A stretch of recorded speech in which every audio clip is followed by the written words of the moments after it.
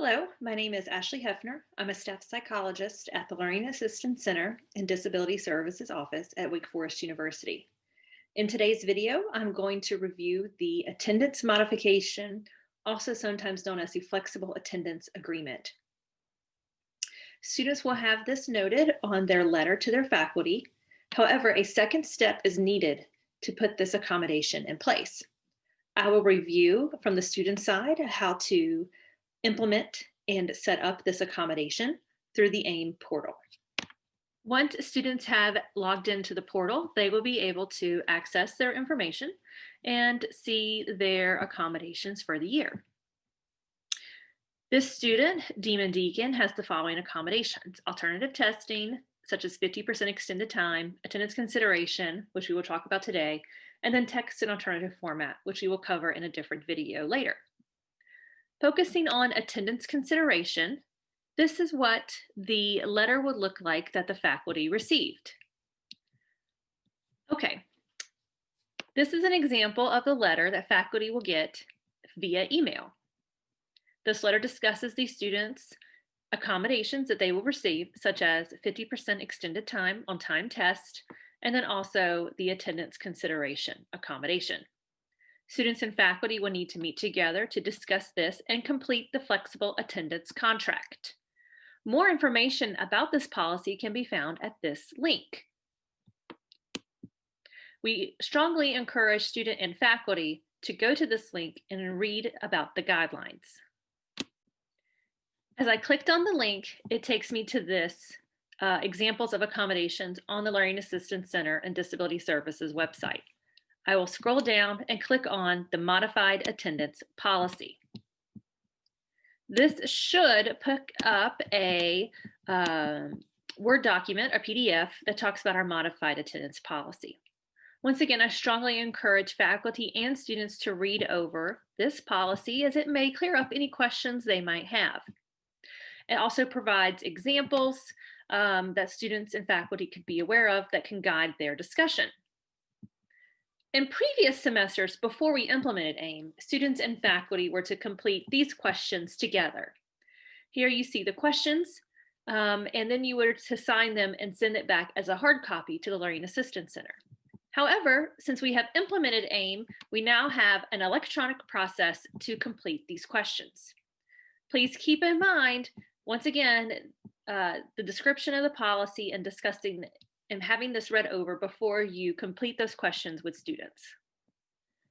After the student and faculty have set up a time to meet, either via Zoom or when we're back to face-to-face instruction, meeting together, the student and faculty can pull up their AIM portal. The student will log into their AIM portal, and then they will go to the sidebar that says Agreements with Instructors. Now, the student will then come to select your course. They will select the class that they are meeting with the instructor with. A student has to create a different agreement for every instructor they have.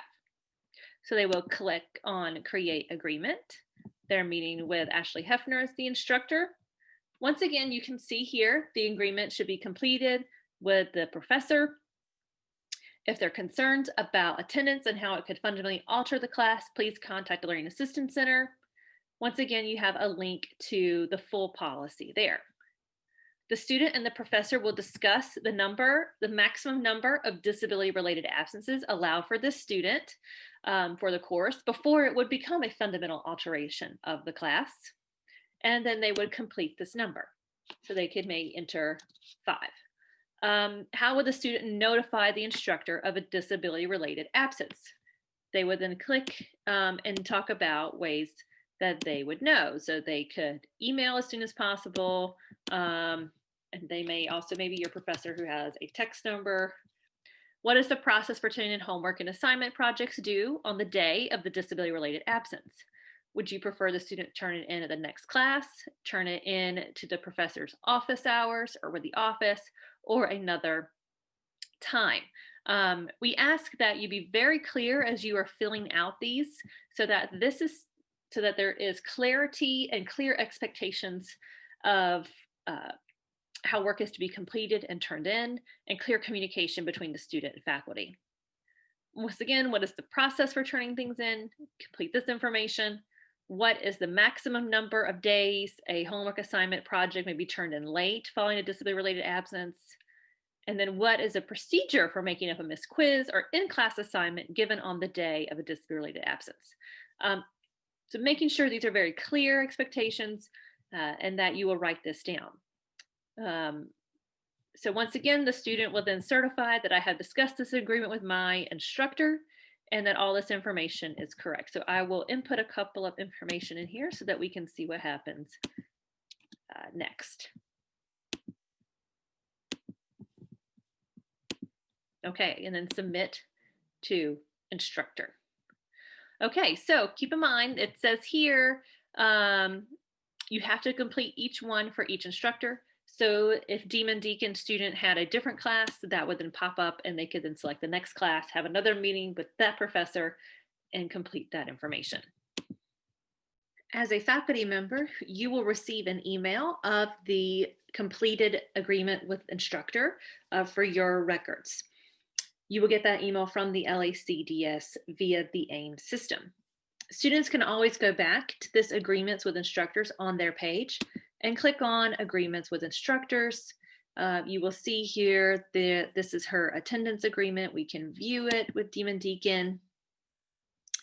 And you see here the completed form, okay?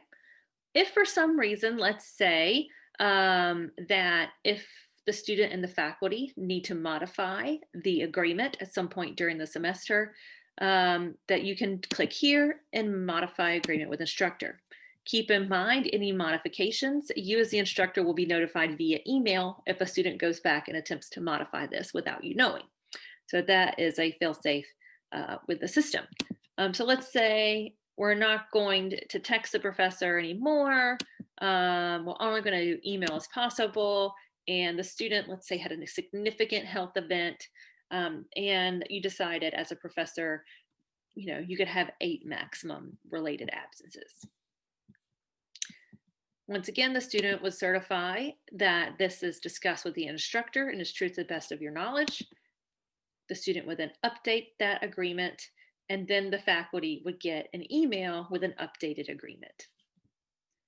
So this was just a very quick review on how students can create their attendance modification contracts through AIM, and so that professors can also be aware of that process. Please keep in mind, we highly encourage the professor and students to have conversations and engage in the interactive process in setting up this accommodation for each class that the student is in. The student, once again, will need to meet with each professor individually, as each class may have different needs and each professor may have different expectations on communication and class attendance. If you have any questions about the attendance modification accommodation, how it might impact the classroom, or how to set it up via AIM, please contact the Learning Assistance Center and Disability Services Office, and we are more than happy to talk you through that process.